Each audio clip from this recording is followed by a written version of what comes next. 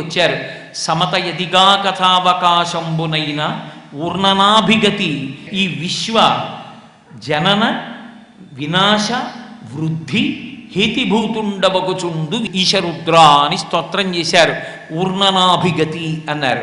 సాలెపురుగు గోడ మీద పాకుతూ వెడుతుంది. వెళ్ళి ఇక్కడ గూడు కడదాం అని సంకల్పం చేస్తుంది. అలా సంకల్పం చెయ్యగానే దాని నోట్లోంచి దారం బయటికి వస్తుంది. దారం బయటికి రాగానే ఒక గూడు కడుతుంది. ఆ గూడు కట్టి గూట్లో ఉంటుంది. కొంతకాలం అయిన తర్వాత ఈ గూడు వద్దులే తీసేద్దాం అనిపిస్తుంది.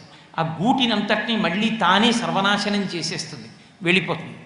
ఒక గూడు కట్టడానికి తన సంకల్పం ఒక్కటే, ఎక్కడి నుంచి ఏమీ పట్టరాదు. సాలెపురుగు తనలో నుండి ఊరిన జిగురుతోనే గూడు కట్టి ఆ గూటిలో తానుండి ఆ గూటిని తానే ఛిద్రం చేసినట్టు ఈ సమస్త బ్రహ్మాండములను సృజించి ఈ బ్రహ్మాండములను నిర్వహించి ఈ బ్రహ్మాండములను లయం చేసేటటువంటి వాడు పరమేశ్వరుడు ఒక్కడే. కాబట్టి అటువంటి పరమేశ్వర, మీరే ఆగ్రహానికి వశులైపోతే మా జీవితాలు ఎక్కడున్నాయి? బుద్ధి గడ్డి తిని నిరీశ్వర యాగం దక్ష ప్రజాపతి చేస్తుంటే తగుదునమ్మా అని వెళ్ళాం. మమ్మల్ని అందరినీ దయతో కాపాడి రక్షించవలసింది అని ప్రార్థన చేశారు. పరమశివుడు భోళాశంకరుడు అంటారు. భోళాశంకరుడు అంటే ఆయన ఏదో ఉబ్బులింగడు అని స్తోత్రం చేసినంత మాత్రం చేత పొంగిపోయే లక్షణం ఉన్నవాడు కాదు. ఎంత తప్పు చేసిన వాడైనా సరే ఆయన దగ్గరికి వెళ్ళిన అది దోషం అంటే చాలు, మన్నిస్తాడు. రెండవ లక్షణం ఏమిటి అంటే ఎంత స్థాయిలో ఉన్నాడు అన్నది చూడడు. ఎవడి స్థాయికి తగ్గ పూజ చేస్తే వాడి పట్ల ప్రసన్నుడైపోతాడు. అది పరమేశ్వరుడికి ఉండేటటువంటి లక్షణం. అందుకే పితృహృదయంతో ఉంటాడు.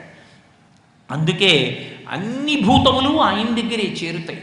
మీరు చూడండి, నాకో 80 కొడుకులు ఉన్నారనుకోండి, 3 ఐఏఎస్, 3 ఐపీఎస్, ఓడు పెద్ద డాక్టరు, ఓడు జేబు దొంగ. నా షష్ఠి పూర్తికి నేను 3 ఐఏఎస్ని 3 ఐపీఎస్ని డాక్టర్ని పిలిచి జేబు దొంగని మానేస్తానా? జేబు దొంగ అయిన నా కొడుకుని కూడా పిలుస్తాను. ఒరే, నీ చేతి లాఘం ఇక్కడ చూపించకురా, నా పరువు పోతుందని చెప్తాను. జేబు దొంగైనా వాడు నా కొడుకే. ఈ సమస్త బ్రహ్మాండములలో ఎన్ని భూతములున్నాయో వాటన్నిటికీ తండ్రి పరమేశ్వరుడే. మరి ఆయన దగ్గర చేరకపోతే ఎవరి దగ్గర చేరుతాయి?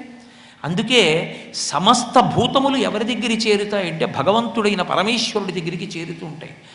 ఆయన కూడా తండ్రితనం ఉన్నవాడు కాబట్టి అవతల వారి స్థాయిని బట్టి అనుగ్రహించేస్తాడు. అంతేకాని నువ్వు ఇలా ఉంటేనే అనుగ్రహిస్తానన్న లక్షణం పరమశివుడి దగ్గర ఉండదు. ఏదో ఇన్ని తెలిసి ఉండాలి, ఇలా ఉండాలి అన్న లక్షణం ఆయన దగ్గర ఉండదు. తండ్రితనం ఉంటుంది. అందుకే శంకరాచార్యులు వారు శివానంద లహరి చేస్తూ మార్గావర్తిత పాదుకా పశుపతే రంగస్య కూర్చాయతే గండూషాంబు నిషేచనం పురరిపోర్ దివ్యాభిషేకాయతే కించిత్ భక్షితమంశేష కబళం నవ్యోపహారాయతే భక్తి కిం నకరోత్యహో వనచరో భక్త్యావతంసాయకే అని అడిగారు. శివానంద లహరికి ప్రాణం ఆ శ్లోకం. మార్గావర్తిత పాదుకా పశుపతే రంగస్య కూర్చాయతే. తిన్నడికి ఏం తెలుసు? ఏమీ తెలియదు. కానీ గుండెల నిండా కావలసినంత భక్తి